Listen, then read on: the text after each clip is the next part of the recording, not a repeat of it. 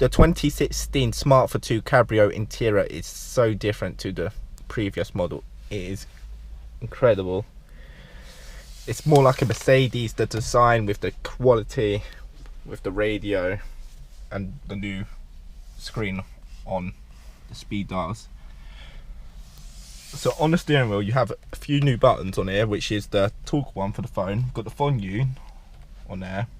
We've got like the reset for like if you want to reset your petrol and that. We've got the set like the times and that. The cancel. We've got the cruise control here. And here we just got up and down and OK on the menu section, which comes up on the screen here. And obviously the horn. Here we have the speed thing. Obviously it goes up to 120 there. And here we got the rev counter with the clock on it, if you can see that. So if we make our way across, we've got these new cool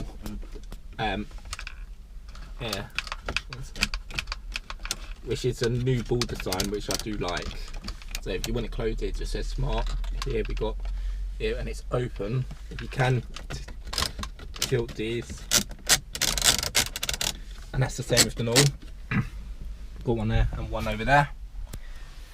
In the middle, we got the locked here and hazard lights, and here we got the all new stereo, which is incredible. I do love the new stereo on this. It's so stylish. And obviously there's a phone holder which you can just easily remove, but you can get an add called the Crossblade, which is very similar to the add-on screen but that you can get to replace this radio, which includes the navigation and the media system. But here you can connect your phone, as I got my iPod. It's very good, and the quality on the speakers are outstanding. Yeah, it does get really loud. So yeah, we've got the radio, the media, which would be the iPod, mute, the setup, which is like the clock, like if you want more bass, all that stuff. We've got the phone here, we're going to connect that through Bluetooth, which this does have. And we also got aux cable, that's volume, which is the same on here. And this is going through the menus and albums. And that's all the radio, and if you can see, this is quite annoying with the placement, but there's a skip button here. The previous there, and when the phone's on, it does get away. Just under that, we do have all the like air conditioning and stuff there. We got the fans, got the matte window, we got the air conditioning there. That's the rear window heaters because it doesn't have a back windscreen, a back wiper because it is a convertible one. Yeah, we got the heated windows. Got air blown to your legs, auto, off, air conditioning, and here we've got the temperature. It goes from 18 all the way up to 26, which is very good. You won't need it anymore, especially in the UK. Here we've got two cup holders, which is lacking in my Smart, but in this one they do have, to be fair, they got a third one here which you could use as a cup holder, but it's not perfectly made for that. But here we got the buttons for the convertible. That's to go up, that's to lower the roof. Here we got the gear automatic knob thing, which is the parking at the top, and then reverse, neutral and drive. And then we got a manual shift mode, which you turn to the left and go up down, which is mainly for hills and if you just want to have a bit of fun. Here we got the Eco to sports mode, which just changes the gear ratios on that. Makes it sound a bit nicer, a bit more fun. Yep. And here we've got the handbrake, nice solid handbrake. Here we got the phone charger. We're going to connect the phone charger to it.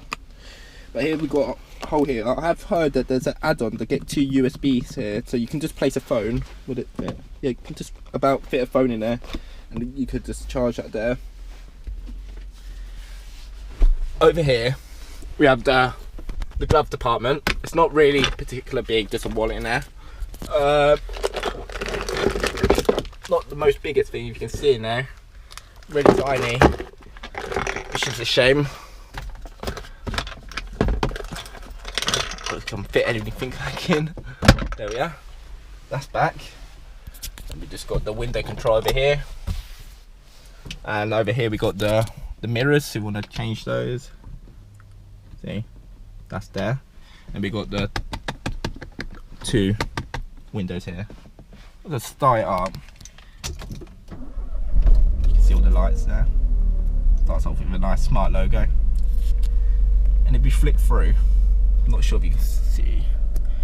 The first page is always your miles, how many miles you've done, which here you can see is 459. Next page is from the start, so I've just been driven for half hour, got 28 miles per gallon, and that was a 10-mile journey. This is from reset, because like I said, there's a reset button, you can just reset the whole thing. Here, this is eco score from the start, so as soon as I turn the car on, it's going to measure my acceleration and how eco I am with my braking and such, and it gives you a score. Here's all the miles per gallon on the graph from previous journeys. Very good, look, it's almost hitting 70 at some point. Here we've got the coolant level, which is the temperature here. It's very clever how it's all done manually. Digitally, sorry.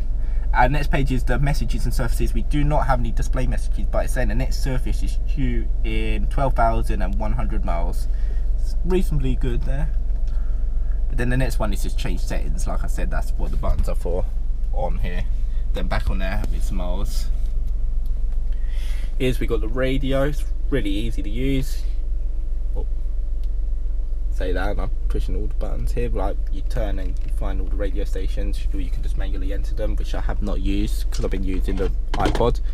On here, once you're on the iPod, it's the media button, and it connects. And like I say, if you turn this, it turns onto the playlist, artists, albums.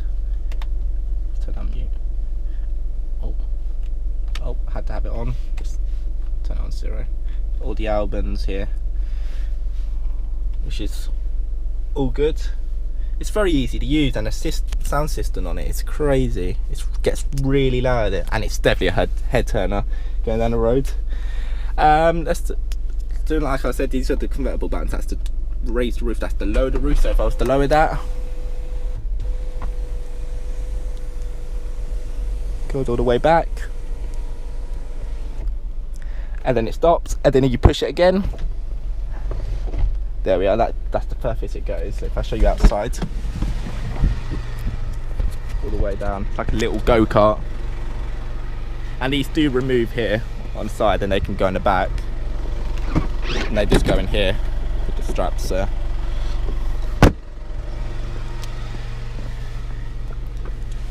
But it's very nice. Well, this is all, there's nice lights when you turn these on. You can hear the nice cold air coming out of there, which I do need in this weather. It's very nice. Nice windows.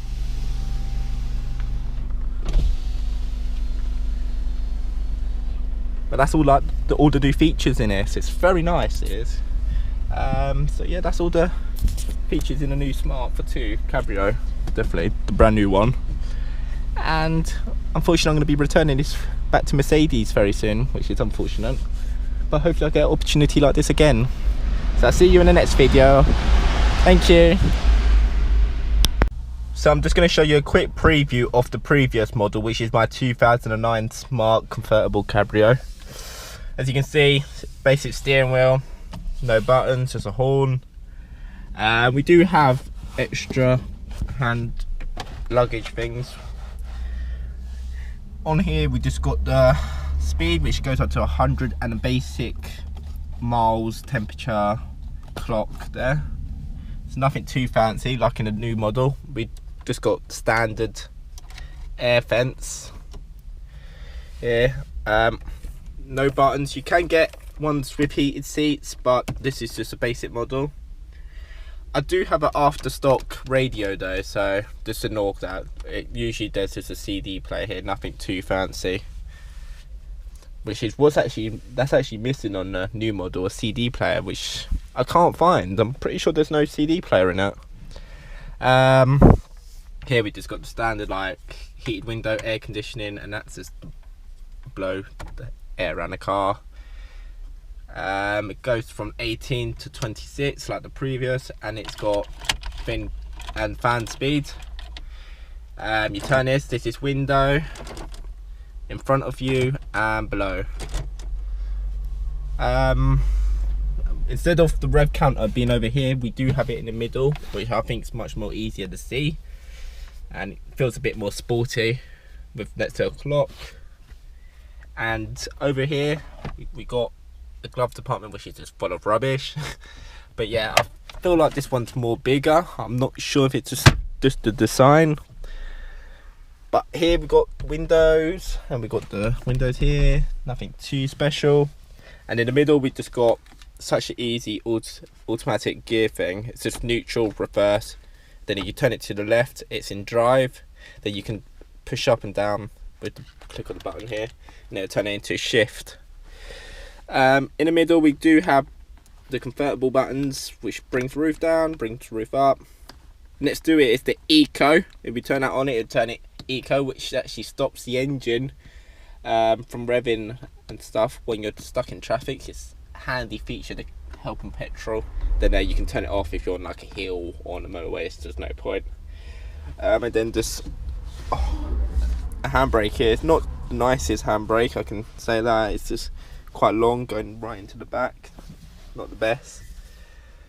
But yeah, that's the 2009. If we're going to compare that to the new model, the new model is a big improvement. I do prefer the new model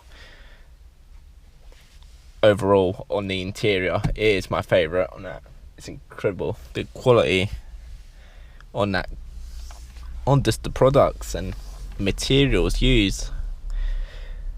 But that's great with just cloth seats, no leather seats like the other ones. We do not the best stereo in here, the sound system's not the best, but that's everything.